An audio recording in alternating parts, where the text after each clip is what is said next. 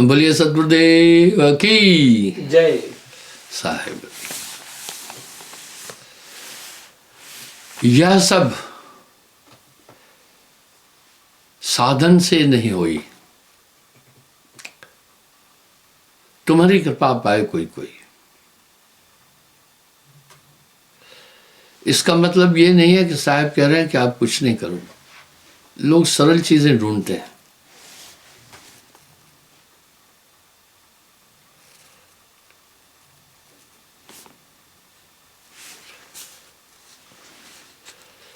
योगी योग साधना कर रही,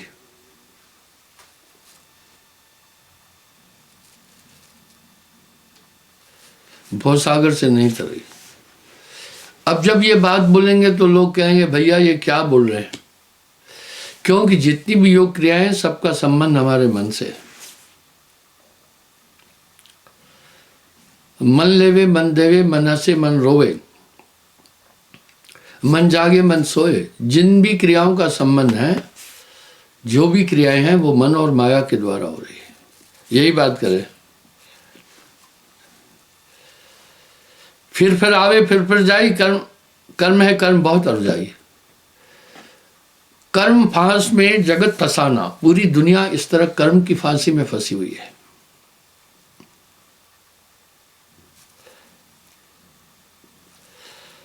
होए निष्कर्म नाम जो ध्यावे,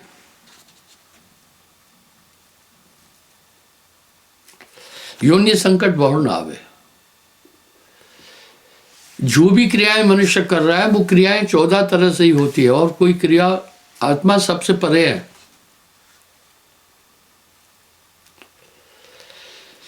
पांच कर्मेंद्रियों से हम क्रिया कर रहे हैं, 5 ज्ञानेंद्रियों से। अंतःकरण की 4 इंद्रियों द्वारा हम कर्म करते हैं।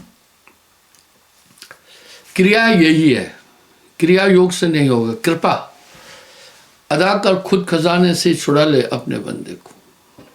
पैर क्रिया कर रहे, देखिए यही क्रियाएं हो रही है। क्रिया का जो क्रियाओं का जो भी विधान है 14 इंद्रियों तक है। इसलिए तो एकाग्रता की बात कह रहे हैं ना साहब।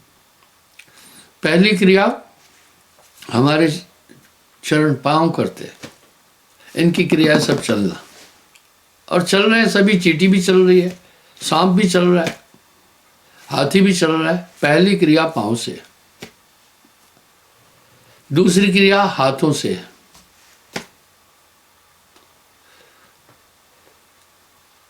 बंदर भी हाथों से सब क्रिया कर रहे हैं। तीसरी क्रिया मूलाधार चक्र से है, मल उत्सर्जन कर रहे हैं, सभी कर रहे हैं, ये क्रिया है। चौथी क्रिया मूत्र उत्सर्जन, शिश्न इंद्री से विषय भोग करता है आदमी, क्रिया है। पांचवी क्रिया आदमी करता है मुंह से, चबाने की, खाने की। ये सभी कर रहे हैं। अब आप साहब एक बहुत बड़ी बात करें। कर्म का विधान इन 14 इंद्रियों द्वारा है। अब एकाग्रता का महत्व आप समझना। दूसरा, हम 5 क्रियाएं 5 ज्ञानेंद्रियों से करते हैं।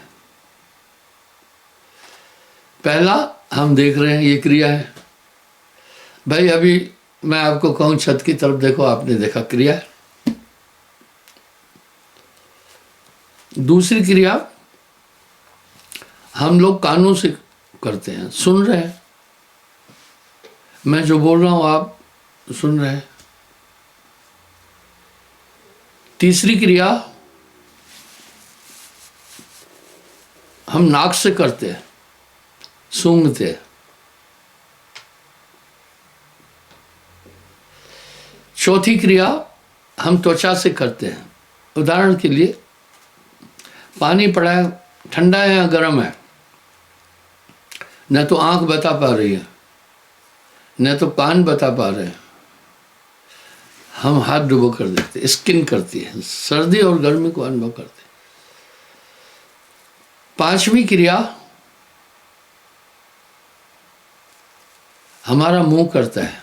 मुंह कर्मेंद्री भी है और ज्ञानेंद्री भी है, मुंह दोनों है।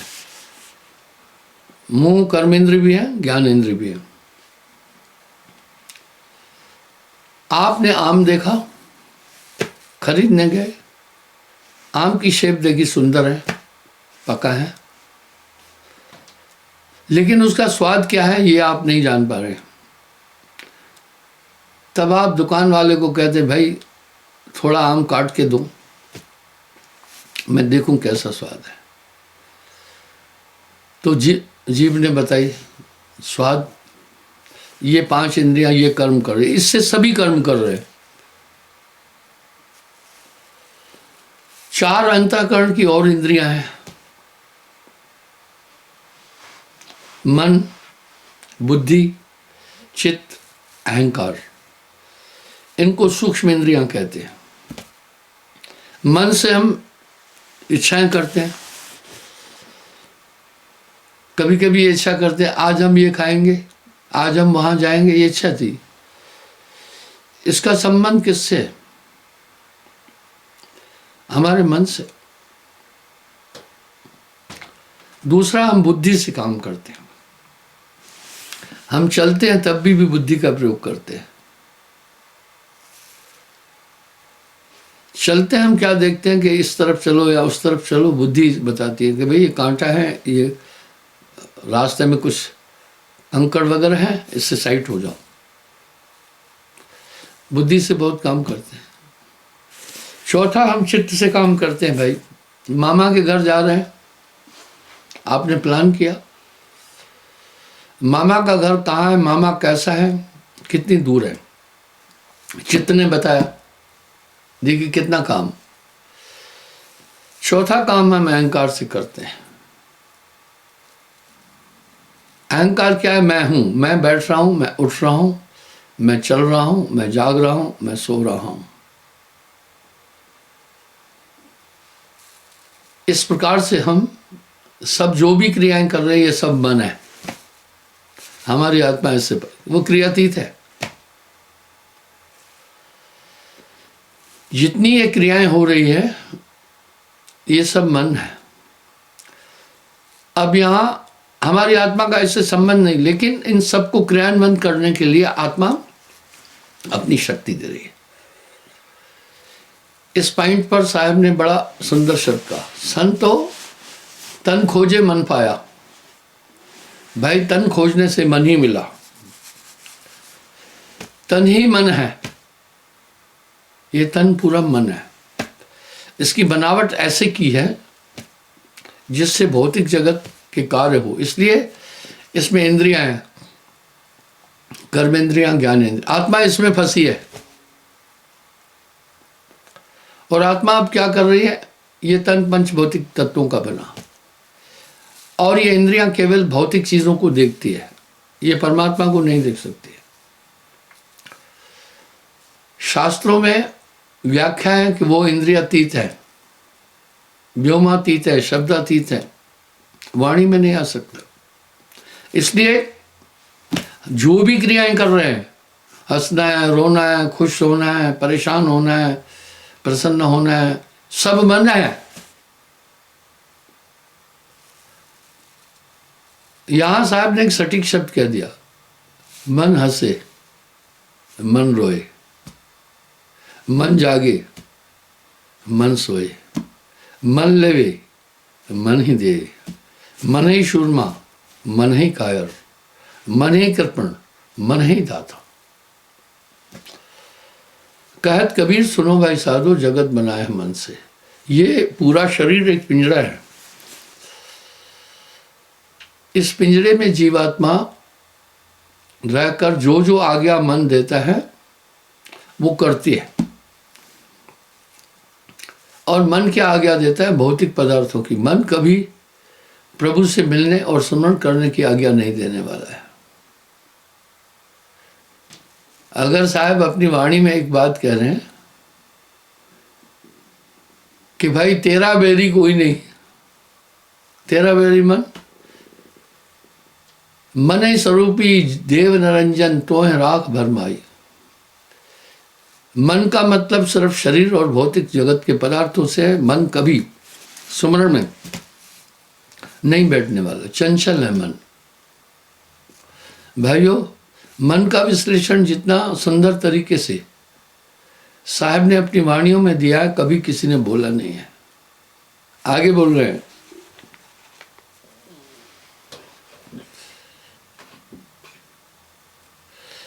क्रम ही क्रम बंधो भारा, क्रम ही क्रम अटका संसार।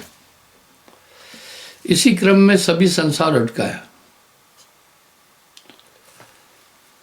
देह कर्म जो लीन उठाई, मन को कर्म छूटे न भाई। आप क्या कह रहे हैं? देह का कर्म अगर रोक देंगे, मन के कर्म नहीं छूटते।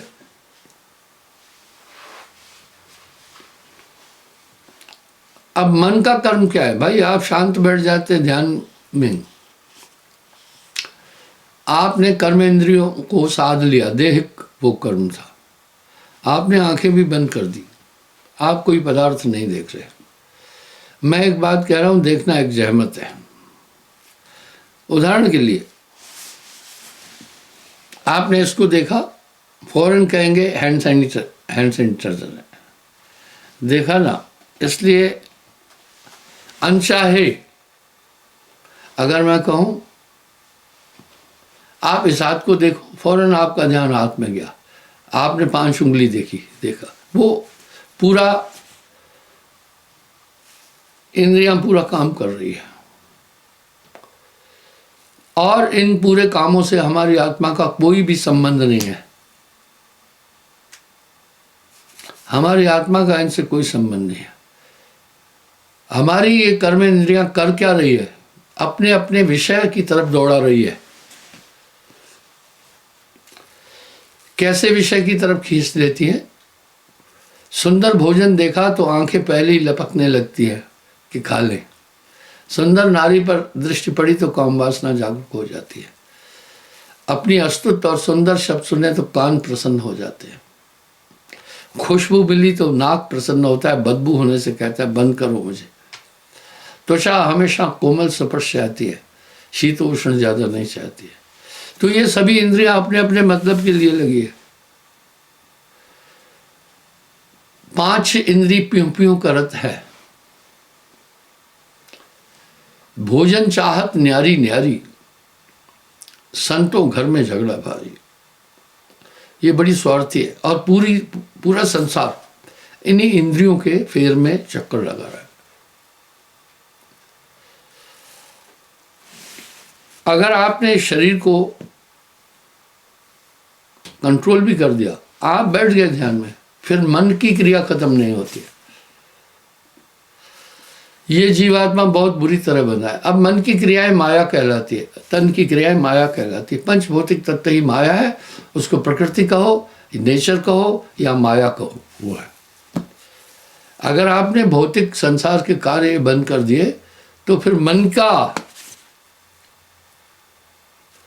मन को कर्म छूटे नहीं भाई। फिर मन का कर्म नहीं छूटता है, इसलिए आदमी एकाग्र नहीं हो पाता है। अब मन का क्या कर्म है वो आप सुने। मैंने ये व्याख्या हजारों बार दी है कि मन के 4 रूप है, आप समझिए इसे। जब ये संकल्प करता है, इसी मन को, मन का इसकी संज्ञा मन है। जब ये निश्चय करता है, इसी मन को बुद्धि कहते हैं। जब ये याद करता है, इसी मन की संज्ञा चित्त है। जब ये क्रिया करता है, यही मन अहंकार कहलाता है। तभी तो साहब कह रहे हैं संतो तन खोजे मन पाया। अब देखें, आपने तन की क्रियाएं रोक ली, पैर भी आपने बांध दिए, नहीं चल रहे। हाथों को एक जगह कर दिया, नहीं चल रहे। आपने आंखों को बंद कर दिया, अब नहीं देख रहे। कानों को मूंद दिया, तब भी नहीं बोल रहे। मुख आपने बंद रखा, लेकिन आपने तन की क्रियाएं तो रोकी, मन की क्रिया नहीं रुकती है जल्दी। वो कैसे रुकेगी? आगे साहब कह रहे हैं। अब आप बैठे हैं, मन अब क्या क्रिया कर रहा है? आपको नहीं मन आपको अपने गंतव्य तक नहीं जाने देना चाहता है। अब आप एकाग्र बैठे हैं, आपका एक लक्ष्य था, कि आप किसी चीज का चिंतन नहीं करें, हम एकाग्र हो जाएं। एक बात बड़ी अच्छी है, संसार के सभी धर्म और सभी पंथ मत मतांतरों में एक बात सर्वमान्य है कि एकाग्र होने से ही हम अंदर की दुनिया देख सकते। ये अच्छी बात है, इसको सब स्वीकार करते हैं, इसलिए एकाग्र होना चाहते हैं। हमें देखना होगा हमारी एकाग्रता में बाधक कौन है। अब मन की क्रियाएं आप समझना,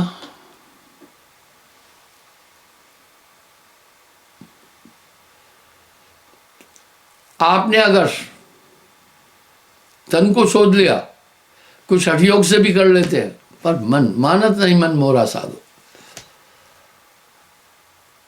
अब मन की क्या क्रिया है वो आप समझना।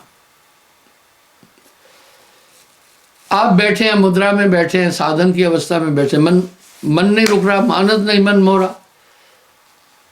अब वो क्या कर रहा है? संकल्प उत्पन्न कर रहा है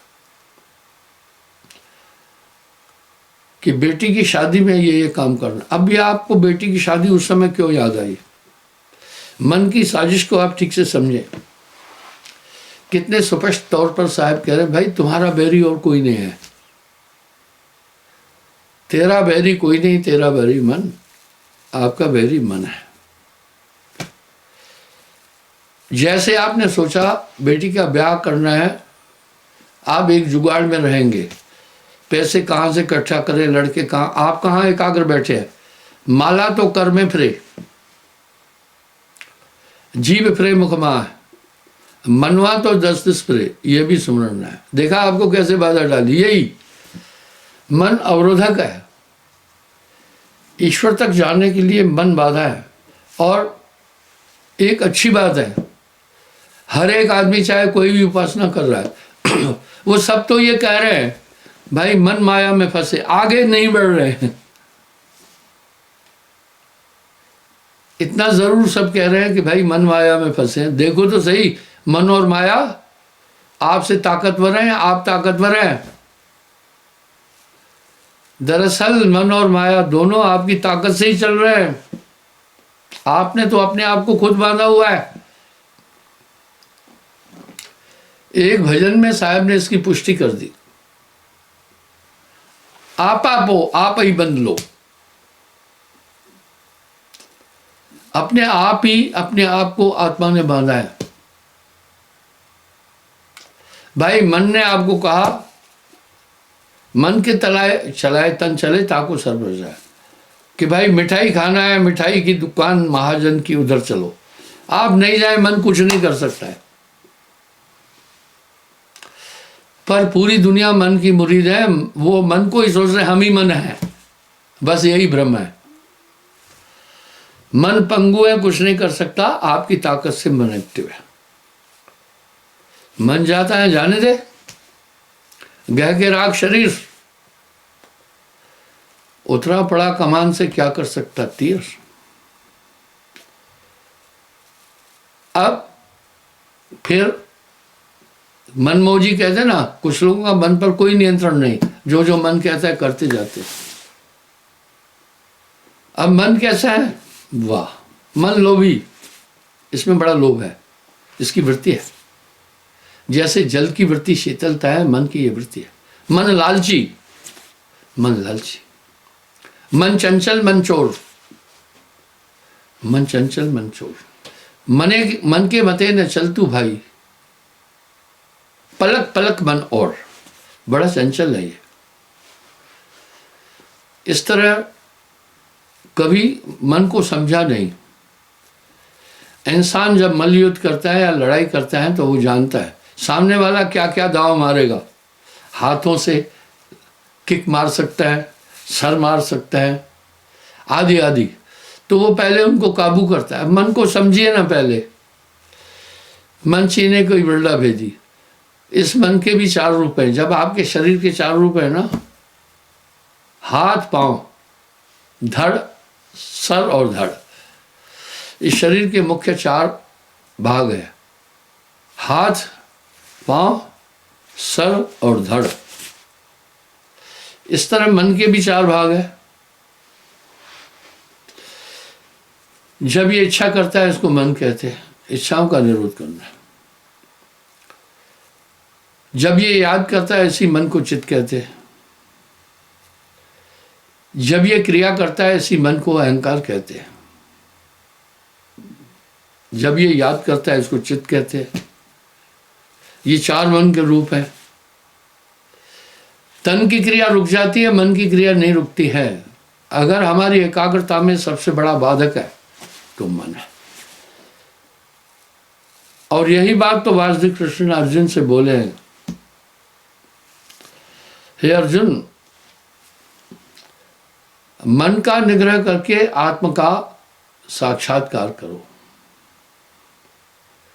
मन का निग्रह करो। निग्रह का मतलब रोकना।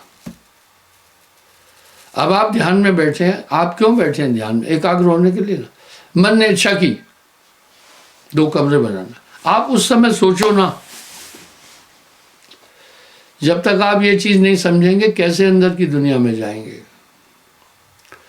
आप उस समय थोड़ा सोचो, मैं अभी घर बनाने की प्लानिंग करने के लिए नहीं बैठा हूं। मैं बैठा हूं तो एकाग्र होने के लिए। और ये इच्छा क्यों आ गई, कहां से आ गई, इससे मेरा ध्यान विचलित हो गया। आपको समझ में आती जाएगी बात धीरे धीरे। धीरे धीरे रे मना, धीरे से सब होए। फिर मन वहां से फिर पलटी मारेगा, आपको गई बीती बातें याद दिलाएगा। आप उसमें उलझ जाएंगे। कौन कौन सी बातें याद दिलाएगा? जो बड़ी दुखदाई है। किसी ने आपको मारा कभी, वो चित्र घुमाएगा, चित्त आएगा। चित्त मन का दूसरा रूप है, चित्त। बस आप वहां बैठे तो हैं, अब प्लान कर रहे हैं इससे बदला कैसे लूं। आपको उतना ही दुख मिला वहां भी जितना उसने आपको मारने के टाइम आपको दुख मिला था। ये चित्त था। अब वहां पर क्या करती है बुद्धि? निश्चय करती है इस आदमी से कैसे कैसे। आप इस उपम्पो में तो फंसे रहते हैं। आप यही प्लानिंग करते रहते हैं। इतने में फिर आप थक जाते हैं और बाद में अहंकार आता है, क्रिया कहता है आज रहने दो, फिर कल करेंगे। जब ये बात क्लियर है, अपने अंदर प्रभु है, यही वेद भी कह रहा है, बाकी फिर क्यों नहीं खोज रहा है? ये बाधक है, ये बाधक है, इसको समझो। छोटा बच्चा अक्षर नहीं लिख पाता है, पर करत करत अभ्यास के जड़ मत हो सुजान, रसरी आवत जाते सिला पर पड़त निशान। वो कलम यूं पकड़ता है, धीरे धीरे धीरे धीरे लिखते लिखते उसका बैलेंस बनता है और टॉप लिखने लगता है। धीरे धीरे रे मना, धीरे से सब होए, जस द्वितीया का चंद्रमा मात नवे सब होए। इस तरह उस समय आप मन का निग्रह करो। क्यों इच्छा उठी? मन को मार गगन चढ़ जाए, छूटा कलमल यही अलेखा, यह नैनन साहब को देखा। अब देखो आगे साहब क्या कह रहे हैं। देह कर्म जो लीन उठाई, मन को कर्म छूटे न भाई। जब लग मन को कर्म न खोवे, तब लग मन निर्मल नहीं होवे। जब मन की क्रिया मिट जाई, तब प्रभु मिले सहज में आई। वो तो है ही इसमें। प्रीतम को पतिया लिखूं, जो कहूं बसे विदेश। तन में मन में नयन में बाको कौन संदेश। जब मन की क्रिया मिट जाए, मना निग्रह, मन को क्रिया नहीं करने दो। आप ध्यान देना, इस शरीर के रोम रोम जो है आपकी आत्मा की शक्ति से चल रहे हैं। मन पंगु है, कुछ नहीं कर सकता है। मन ने इच्छा की आज जलेबी खाना है, ये मन ने इच्छा की, इंद्रियों ने इच्छा की। मन नहीं खा सकता है। अब आप सोचते ये मेरी इच्छा है, मन पंगु है, आप फिर टांगों से वहां पहुंच जाते हैं। ठीक है, अब यहां क्या कहना चाहता हूं, मन को पोषित करने में आप अपनी आत्मा की ऊर्जा मन में लगा रहे हैं। आपकी टांगे तब चली जब आत्मा ने ऊर्जा दी है। आत्मा श्वास रूप में ऊर्जा दे रही। आप दुकान पर पहुंचे, फिर आपने जलेबी ली, आप मुंह से खाने लगे, ठीक है। मुंह कैसे चला? आत्मा की ताकत से चला।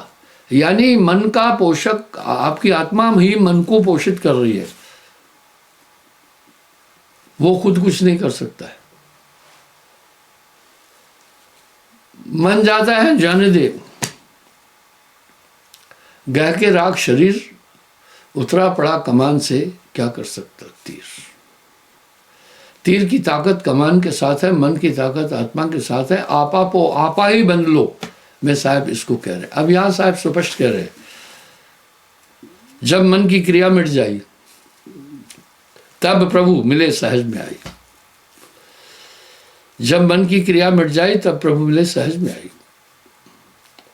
तन क्रिया को छोड़ के मन क्रिया रुच राख, कर्म क्रिया अभिमान तज, सत्य नाम निज भाग। इसलिए इस मन पर नजर रखो। आपका बैरी इस संसार में मन के अलावा कोई भी नहीं है। ये सोवत जागत धर धर मारे, ये आपको भटका रहा है। मन स्वरूपी देव निरंजन तोहे राख भरमाई। और दुनिया पूरी मन की गुलाम है, मन मुरीद संसार है। जो जो मन कह रहा है दुनिया करती जा रही है। पाप भी वही करा रहा है, पुण्य भी। मन कहता है इस आदमी को मारो। क्या ये हिंसा का भाव हमारी आत्मा में आ सकता है? हमारी आत्मा की व्याख्या तो शास्त्रकारों ने अच्छी की है, निर्मल है, विषय विकारों से परे है। फिर क्या है? संतों घर में झगड़ा भारी, बहुत काया में झंझट है। काया गढ़ खोज मेरे भाई, अंतर्मुखी हो जाओ ना थोड़ा। मन का पूरा खेल समझ में आ जाएगा ना, फिर आदमी इस मन के साथ नहीं रहेगा। तन क्रिया को छोड़ के मन क्रिया रुच राख। साहब कह रहे हैं, आप तन की क्रिया तो कोई भी रोक लेता है, मन की क्रिया को रोक। मन छीने मन साधे कोई बड़ला भेजी। कर्म क्रिया अभिमान तज, सत्य नाम निज भाग। इसका फिर एक ही है हल। अगर क्रिया करनी है तो सिर्फ सुमरन, सुमरन भी एक क्रिया। फिर एक बिंदु आ जाती है जहां आप एकाग्र हो जाते हैं, तो उसको कहते हैं अजपा। फिर मन भी रुक जाता है, आप एकाग्र होना शुरू हो जाएंगे। इस तरह बंधुओं, पूरी दुनिया मन मुरीद है। मुरीद कहते हैं चेले को। जो जो मन कह रहा है पूरी दुनिया वही काम करती जाती है। इसलिए मन पर लगाम लगाना है। मन ही स्वरूपी देव निरंजन तोहे राख भरमाई।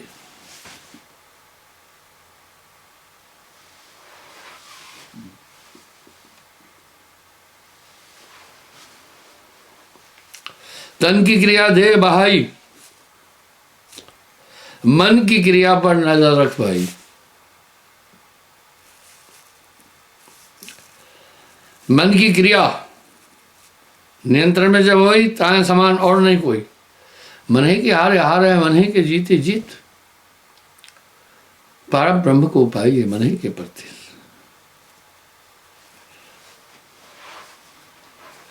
अब यहां क्या करें? जितनी भी मन की क्रियाएं हैं उसको कैसे रोकना, मैं बता। कभी कभी बच्चा जिद करता है किसी चीज के लिए, रोना लगता है, माँ उसका ध्यान डाइवर्ट कर देती है। एक बच्चा था, जहाज में मैं चढ़ रहा था, प्लेन में। मेरे आगे एक बहन जी थी, बच्चे को कंधे पर यूं रखा हुआ था। अब बच्चे का मुंह मेरी तरफ था, मैं पीछे था। बच्चा रोए जा रहा, मैंने यूं किया।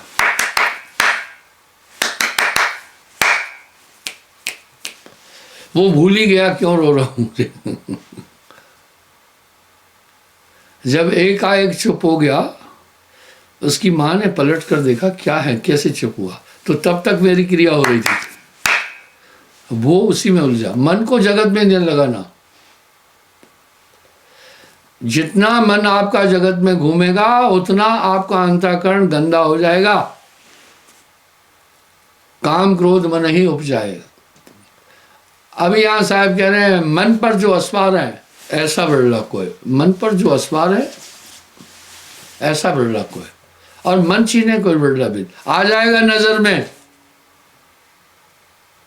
कभी कभी ऊपर हवाई जहाज जाता है, आपकी आंखें तो है, आप नहीं देख पा रहे हैं, अगला आदमी कह रहा है वो देखो पेड़ की सीध में जा रहा है, डायरेक्शन देता है, आप देखते हैं बिल्कुल मिल जाता है। हाँ, इसी प्रकार मन को चिन्हना जरूरी है।